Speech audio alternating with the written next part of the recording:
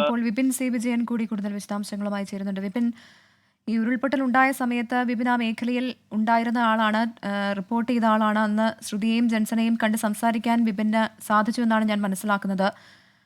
ഇവരുടെ ഏറ്റവും വലിയ ശക്തി, ശ്രുതിയുടെ ഏറ്റവും വലിയ ശക്തി ജെൻസൺ ആയിരുന്നു. ഇപ്പോൾ ജെൻസൺ കൂടി വിട വാങ്ങിയിരിക്കുകയാണ്. ഇവർ വിവാഹിതരാകാനിരിക്കുകയായിരുന്നു. ഈ സംഭവവുമായി ബന്ധപ്പെട്ട് അന്ന് ഇവരെ പരിചയപ്പെട്ടപ്പോൾ വിപിൻ സംസാരിച്ചിരുന്നില്ലേ? എന്തൊക്കെയാണ് ഇവരെക്കുറിച്ച് കൂടുതൽ വിശദാംശങ്ങൾ നൽകാൻ കഴിയുന്നത്? വിവിധ വല്ലാത്തൊരു വേദന മാത്രമാണ് ഈ നിമിഷത്തിൽ നമുക്ക് എല്ലാവർക്കും ഉള്ളത്. കാരണം ശ്രുതിക്ക് കൂട്ടായി ജെൻസൺ മാത്രമാണ് ഉണ്ടായിരുന്നത്. നമ്മൾ ആ വാർത്ത ചെയ്തു. ഞാൻ ആ വാർത്ത ചെയ്യുന്നതിന് വേണ്ടി ഇവരെ സമീപിച്ചപ്പോൾ ശ്രുതിക്ക് വേണ്ട എല്ലാ സഹായങ്ങളും ചെയ്ത് ജെൻസൺ ഉണ്ടായിരുന്നു. രാപ്പകൽ ഒരാൾ കൂടെ ഉണ്ടാവുക എന്നുള്ളതായിരുന്നു അന്ന് എനിക്ക് അവിടെ കാണാൻ സാധിച്ചത്. കാരണം ശ്രുതി ദുരിതാശ്വാസ ക്യാമ്പിലായിരുന്നു. ഈ ദുരിതാശ്വാസ ക്യാമ്പിൽ ഏകദേശം 15 ദിവസത്തോളം ശ്രുതി ഉണ്ടായിരുന്നു. ഈ 15 ദിവസവും രാവും പകലും എന്നോണം ജെൻസൺ മാത്രമായിരുന്നു. ജെൻസന്റെ തോളിൽ മാത്രമായിരുന്നു എപ്പോഴും ശ്രുതി കടന്നിരുന്നത്. കാരണം ബാക്കി എല്ലാവരും നഷ്ടപ്പെട്ട അത്രയേറെ ദുഃഖമുണ്ടായിരുന്നു. അതിൽ നിന്ന് കുറച്ചെങ്കിലും കരകയറാൻ ശ്രുതിക്ക് കഴിഞ്ഞു എന്നുണ്ടെങ്കിൽ.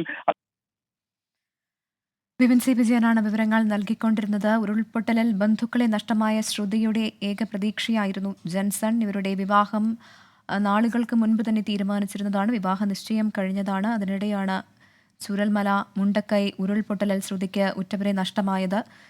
പിന്നീട് ശ്രുതിയുടെ ഏറ്റവും വലിയ പ്രതീക്ഷ ജെൻസൺ ആയിരുന്നു. അങ്ങനെയാണ് കഴിഞ്ഞ ദിവസം ജെൻസൺ അങ്ങനെ ഇരിക്കെ അപകടത്തിൽപ്പെടുന്നത്. ജെൻസൺ സഞ്ചരിച്ചിരുന്ന വാഹനം ഒരു ബസ്സുമായി കൂട്ടിയിടിച്ചാണ് അപകടമുണ്ടായത്. തുടർന്ന് ജെൻസന്റെ ആരോഗ്യനില വഷളാവുകയായിരുന്നു. കൂടുതൽ വിശദാംശങ്ങളുമായി സുർജിത്ത് അയ്യപ്പത്ത് ചേരുന്നുണ്ട്. സുർജിത്ത്, വിവരങ്ങൾ.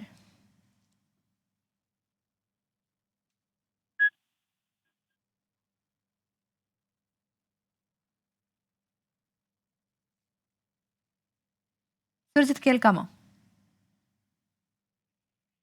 വാർത്ത തന്നെയാണ് നമുക്ക് പങ്കുവെക്കാനുള്ളത്. 8:57 കൂടിയാണ് ജെൻസന്റെ മരണം സംഭവിച്ചിരിക്കുന്നത്. മേപ്പാടി മൂപ്പൻസ് മെഡിക്കൽ കോളേജിൽ വെച്ചാണ് മരണം. തലയ്ക്ക് ആന്തരിക രക്തസ്രാവം ഉണ്ടായിരുന്നു. ഇന്നലെ വൈകിട്ട് 6 മണിയോട് കൂടിയാണ് ജെൻസനെ ആശുപത്രിയിലേക്ക് എത്തിച്ചത് എന്നുള്ള വിവരം ആശുപത്രിയുടെ സൂപ്രണ്ട് ഉൾപ്പെടെയുള്ളവർ ഇന്ന് രാവിലെ പറഞ്ഞിരുന്നു. പക്ഷേ വലിയ രീതിയിലുള്ള ആന്തരിക രക്തസ്രാവമാണ് ഉണ്ടായത്. തലച്ചോറ് 1.5 സെന്റിമീറ്ററോളം മാറിയ ഒരു ഭാഗം 1.5 സെന്റിമീറ്ററോളം മാറിയ ഒരു സ്ഥിതിയും ഉണ്ടായിരുന്നു. അത്തരത്തിൽ വലിയ രീതിയിൽ ഒരു വ്യാപ്തിയുള്ള അപകടം തന്നെയാണ് സംഭവിച്ചത്. അപകടത്തിന്റെ തുടർച്ചയായി തീവ്ര പരിചരണ വിഭാഗത്തിലായിരുന്നു ജെൻസൺ ഉണ്ടായിരുന്നത്. അങ്ങനെയാണ് ഈ മരണം ഇന്ന് വൈകിട്ടോടുകൂടി മരണം സ്ഥിരീകരിക്കുന്ന നിലയിലേക്ക് കാര്യങ്ങൾ മാറിയത്. കാരണം വലിയ രീതിയിൽ, അതായത് അത്യാഹിത വിഭാഗത്തിലായിരുന്നു. മാത്രമല്ല വലിയ രീതിയിൽ ആന്തരിക രക്തസ്രാവം തലയിൽ ഉണ്ടായിരുന്നു എന്നുള്ളത് തന്നെയാണ് ആശുപത്രി അധികൃതർ ഉൾപ്പെടെയുള്ളവർ വ്യക്തമാക്കിയത്. പിന്നീട് മസ്തിഷ്ക മരണത്തിലേക്ക് പോകുന്ന ഒരു സ്ഥിതി ഉണ്ടായിരുന്നു. ആ മസ്തിഷ്ക മരണത്തിലേക്ക് പോകുന്ന സ്ഥിതി വൈകിട്ടോടുകൂടിയാണ് സംഭവിച്ചത്. ഇതിനുശേഷം മറ്റ് രീതിയിൽ, അതായത് ഈ വീട്ടുകാർ ഈ ആശുപത്രി അധികൃതരുമായി വിശദമായി ബന്ധുക്കൾ സംസാരിച്ചു. പക്ഷേ മറ്റൊരു വഴിയുമില്ലാത്ത ഒരു സ്ഥിതി ഉണ്ടായിരുന്നു. ഇവിടെ നിന്ന് മാറ്റുക എന്നുൾപ്പെടെയുള്ള കാര്യങ്ങളിലേക്ക് എത്തുക അപ്രായോഗികമായ കാര്യമാണ്. അതുകൊണ്ട് തന്നെയാണ് അത് വലിയ രീതിയിലുള്ള ഒരു വെല്ലുവിളിയായി നിലനിന്നത്. പക്ഷേ വിധിക്ക് കീഴടങ്ങേണ്ട ഒരു സ്ഥിതിയിലേക്ക് കാര്യങ്ങൾ മാറുകയാണ് ഉണ്ടായത്. ഈ ചൂരൽമല ദുരന്തത്തിൽ ഉൾപ്പെട്ട് കുടുംബാംഗങ്ങളെ പൂർണ്ണമായും നഷ്ടപ്പെട്ട ആളാണ് ഈ ശ്രുതി എന്ന് പറയുന്ന പെൺകുട്ടി. ആ പെൺകുട്ടിക്ക് കാവലായി എപ്പോഴും ജെൻസൺ ഉണ്ടായിരുന്നു എന്നുള്ളത് തന്നെയാണ്. എപ്പോഴും ഒരുമിച്ചുണ്ടായിരുന്നു. ഈ ചടങ്ങുകൾക്ക് ശേഷം, അതായത് ഈ ദുരന്തത്തിന്റെ ബാക്കിപത്രമായി, അതായത് ഇവർ മരിച്ചതുമായി ബന്ധപ്പെട്ട കുടുംബാംഗങ്ങൾ മരിച്ചതുമായി ബന്ധപ്പെട്ട ചടങ്ങുകൾക്ക് ശേഷം വിവാഹത്തിലേക്ക് പോകണം എന്നുള്ള തരത്തിൽ ഒരു തീരുമാനത്തിലേക്ക് എത്തിയ ഘട്ടത്തിലാണ് ഇങ്ങനെ ഒരു അപകടം സംഭവിച്ചത്. ഇന്നലെ വൈകിട്ട് ആണ് ഈ ഒരു അപകടം ഉണ്ടായത്. ആ അപകടത്തെ തുടർന്ന് ഈ ഗുരുതരമായി പരിക്കേറ്റിരുന്നു. അതിൽ ശ്രുതി ഉണ്ടായിരുന്നു. ഒപ്പം തന്നെ ശ്രുതിയുടെ ബന്ധു കൂടിയായ ലാവണ്യ അടക്കമുള്ള ആളുകളെല്ലാം തന്നെ ഉണ്ടായിരുന്നു. അവർക്കെല്ലാം ഇങ്ങനെ പരിക്കേൽക്കുന്ന ഒരു അവസ്ഥ ഉണ്ടായി. ആദ്യഘട്ടത്തിൽ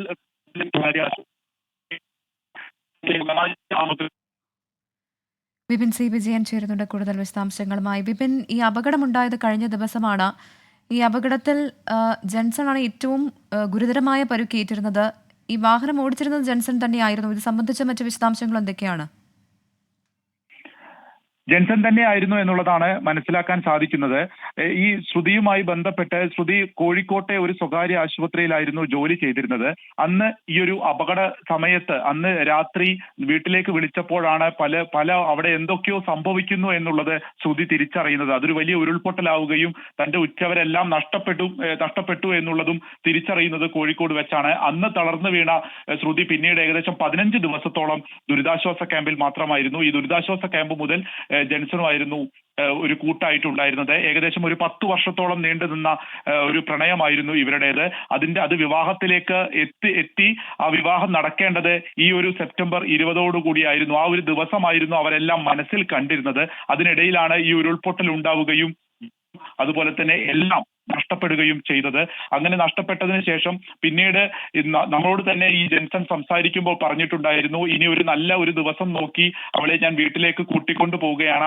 അത്തരം ഒരു മാനസികാവസ്ഥയിലേക്ക് എത്തിക്കഴിഞ്ഞാൽ ഉടൻ തന്നെ ഞാൻ വീട്ടിലേക്ക് കൊണ്ടുപോകും എന്നുള്ളതും ജെൻസൺ നമ്മോട് അന്ന് പങ്കുവയ്ക്കുകയും ചെയ്തിരുന്നു. ഒപ്പം തന്നെ ശ്രുതി അന്നൊരാവശ്യമായി 24നോട് പറഞ്ഞത് ഇനി വയനാട്ടിൽ നിൽക്കാൻ താല്പര്യമില്ല, വയനാട്ടിൽ ഇനിയും എനിക്ക് തുടരേണ്ട എന്നുള്ളതായിരുന്നു. കാരണം എപ്പോഴും സഹോദരിയുമായി വയനാട്ടിൽ ശ്രുതി പോകാത്ത സ്ഥലം ഉണ്ടായിരുന്നില്ല. അതുകൊണ്ട് തന്നെ ഇനി വയനാട്ടിൽ തുടരുന്നില്ല എന്നൊരു ആവശ്യം പറഞ്ഞിരുന്നു.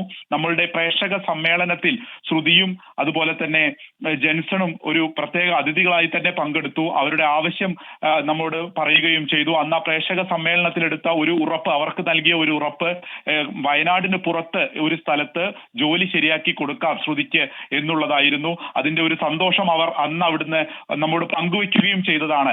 അതിനുശേഷമാണ് ഇപ്പോൾ ഈ ഒരു അപകടത്തിലൂടെ മരണം ജെൻസണെയും കവരുന്നത്. ശ്രുതിക്ക് ഈ ഒരു മാനസികാവസ്ഥയിൽ നിന്ന് പുറത്തു കടക്കാൻ കഴിയട്ടെ എന്ന് മാത്രം പ്രാർത്ഥിക്കാം എന്നുള്ളത് മാത്രമാണ് ഈ ഘട്ടത്തിൽ നമുക്കും പറയാൻ സാധിക്കുന്നുള്ളൂ. പ്രവിത. തീർച്ചയായിട്ടും വിപിൻ, അത് തന്നെയാണ് നമ്മളന്ന് നേരിട്ട് കണ്ടതാണ് ശ്രുതിയെ, ജെൻസണെയും.